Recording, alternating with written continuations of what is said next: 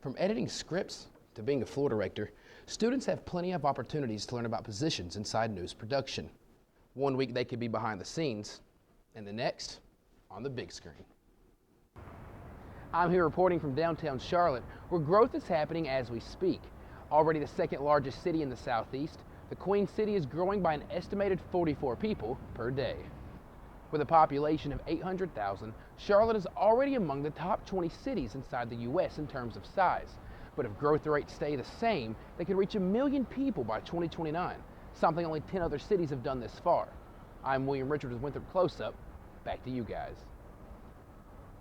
While it is certain that these small communities will keep growing, there are still plenty of questions, like what will these small towns such as Fort Mill and Rock Hill look like in just a couple of decades?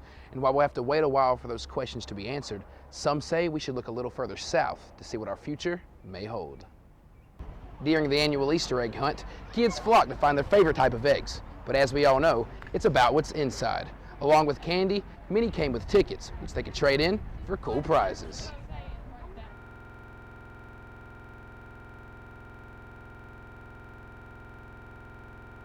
For those seeking assistance in filing their taxes, one campus organization is working to help students prepare.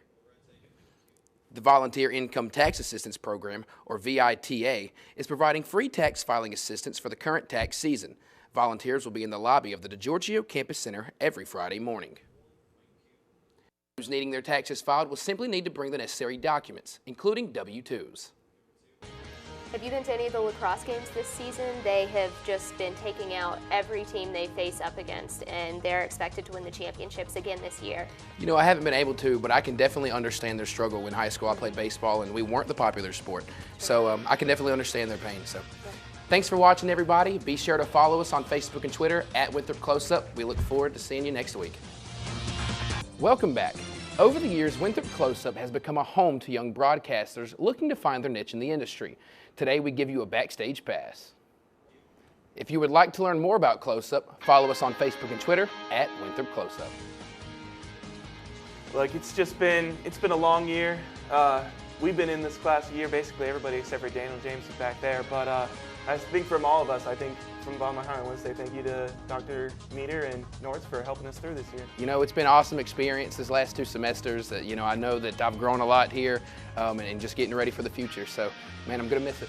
Yeah, I mean, it's gonna be hard to not be in this class anymore, but that's it. Thanks for watching, and we'll see you next time. And with that, dab on them.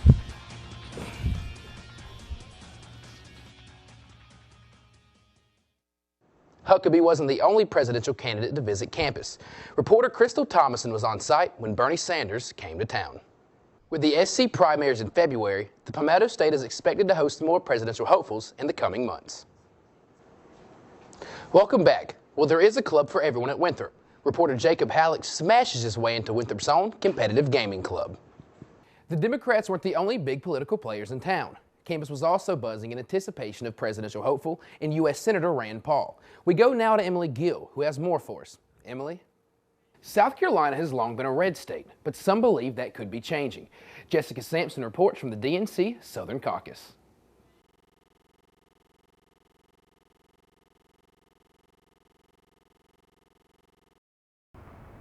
I'm here reporting from downtown Charlotte, where growth is happening as we speak. Already the second largest city in the Southeast, the Queen City is growing by an estimated 44 people per day. As of 2013, the population was just 800,000, but that number will be drastically increasing in the near future. Yeah, the numbers we've been using in this foreseeable horizon, which will be in the next 20, 30 years, is another around 400,000 people. So it's the equivalent, we like to say it's equivalent to adding another city to Charlotte. With a solid mix of culture and entertainment, Charlotte has been welcoming a younger demographic. A lot of folks coming are young people who are coming here to look for jobs. And so I think it is like almost half the people who come here are under the age of 35. While Charlotte's popularity may have reached national levels, many residents won't notice the growth at first glance. Growing up in Charlotte, you really won't notice that your city's growing because you've been in that one neighborhood or that one spot. You really won't notice it until you watch the news and you see how the city is viewed nationally. With a population of 800,000, Charlotte is already among the top 20 cities inside the U.S. in terms of size. But if growth rates stay the same, they could reach 1 million people by 2029, something only 10 other cities have done this far. I'm William Richard with Winthrop Close-Up. Back to you guys. Inside Winthrop's halls are students waiting for their close-up. Winthrop Close-Up is, well, the technical definition is advanced television production class where you get experience in front of the camera and also behind. It's a weekly news show that we put on here at Winthrop's campus, doing sports, feature stories, and news in general. As the capstone class for broadcast majors, students have the chance to work in front and behind the camera. Professor Mark Nortz believes this opportunity helps students figure out their future careers.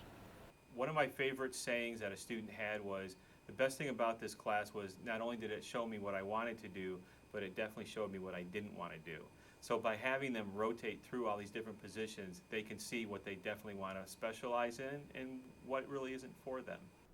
From editing scripts to being a floor director, students have plenty of opportunities to learn about positions inside news production. One week they could be behind the scenes, and the next, on the big screen. I think just the switching off positions keeps you on your toes and all of that, and you get to appreciate the other positions. So maybe one week you're frustrated with what's going on in the studio, and then next week you're in the studio, so you understand that situation a lot more. To keep track of shows and stories, watch every Friday on CN2 Extra, or follow us on Facebook and Twitter at Winthrop Close-Up. William Richard, Winthrop Close-Up. Kids ran wild at Winthrop's 4th annual Spring Crafts and Egg Hunt. I would describe the event as a way for students with families to come and get to know each other, and for their children to get to know each other and kind of know that they're not alone being a post-traditional veteran or transfer student who... With crafts for the kids, parents also had the chance to get in on the fun. It's really designed for the kids to have fun, but one of the nice side effects is that our students with families get to meet other parents. Sometimes the kids become friends, and it's just another resource and network for a group here on campus that sometimes might feel a little isolated because they may be the only parents in their classes. After crafting, it was time for every kid's favorite Easter tradition. During the annual Easter egg hunt, kids flock to find their favorite type of eggs. But as we all know, it's about what's inside.